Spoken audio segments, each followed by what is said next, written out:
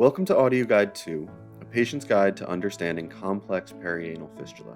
This guide is produced by the Global Healthy Living Foundation and made possible with support from Takeda and Bristol Myers Squibb. I'm Corey Greenblatt, Senior Manager of Policy and Advocacy for the Global Healthy Living Foundation. And today we're talking about Crohn's and fistula stigmas and how to protect your mental health. Whether you or someone you know has a fistula, or even if you think they just might, these audio guides are designed to help you make sense of the symptoms and get the care that you need. Accurate information will help you work together with your healthcare professionals to hopefully have fewer and less severe symptoms. Please remember that a fistula is a medical issue, and always talk to your healthcare team if you have symptoms that bother or worry you. In this audio guide, we discuss navigating the stigmas that may come along with a fistula diagnosis and how to support your mental health.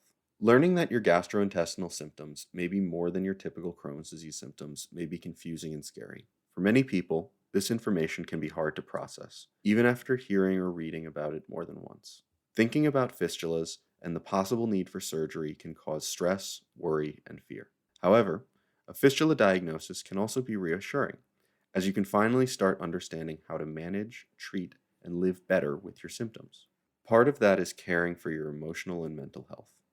The first important piece to remember is that there are a lot of stress that arises when living with a chronic condition like Crohn's disease, and the feelings of frustration and embarrassment are common and normal when it comes to dealing with fistula complications. It can be surprising and stressful to learn about complications like fistula when you already have a lot to deal with.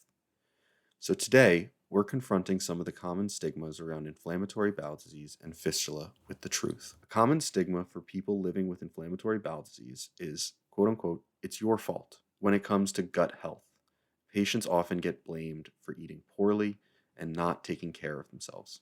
So let's set the record straight. Chronic disease is not your fault, and neither are its complications like fistulas. The truth is that inflammatory bowel disease is not caused by poor diet, stress, or any other factors that you have total control over. While the exact cause remains unknown, many experts believe that it is due to a combination of your immune system, genetics, and environmental factors. Many people also minimize inflammatory bowel disease as just a bathroom disease. While frequent and urgent restroom visits can be a hallmark symptom of the disease, it is certainly not the only one.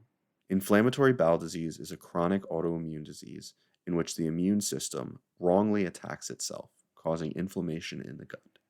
This has the potential to impact many parts of your life outside the bathroom, like keeping up with your job and social life.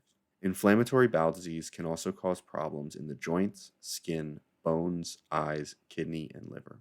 And a third common myth, one that is more personal and often targeted at people with IBD, is that they hear that no one will love them or want to be intimate with them because of their disease. The truth is that you have a right to be loved just like anyone else, and your life is just as valuable. And while it's up to you for when and how much of your disease you disclose, you should feel the support when you do. So, how do you deal with all these? Knowing the facts is step one. Knowledge is power when it comes to chronic disease and dealing with your health. But it can be hard if you've been living with these stigmas and those around you are perpetuating them. Another thing that you can do is reconsider who is on your healthcare team and find the right providers for you. Whenever possible, it is good to have healthcare from a team from different areas of medicine who work together. Such a team may include a primary care provider, a gastroenterologist, a colorectal surgeon, and a social worker or psychologist. Building these relationships early also means that if and when surgery is needed, someone will be there for you. Additionally, seek out extra support. There are many online support groups for IBD. Making friends in these communities and talking about shared experiences may help relieve a lot of the stress that you may be holding on to. If you're having an especially hard time with your mental health, consider seeing a therapist. While any trained mental health professional can help with depression and anxiety, you may also benefit from working with one who specializes in gastroenterology, known as a gastropsychologist. You can ask your doctor if they have one to recommend, or search for an expert at romegipsych.org. While there are no quick fixes when it comes to inflammatory bowel disease, fistula, or mental health, know that there is a community out there ready to support you. Thanks for listening to our audio guide on fistulas and Crohn's disease. I'm Corey Greenblatt, Senior Manager of Policy and Advocacy for the Global Healthy Living Foundation. For more information about managing Crohn's disease and fistula symptoms, check out the show notes or visit ghlf.org.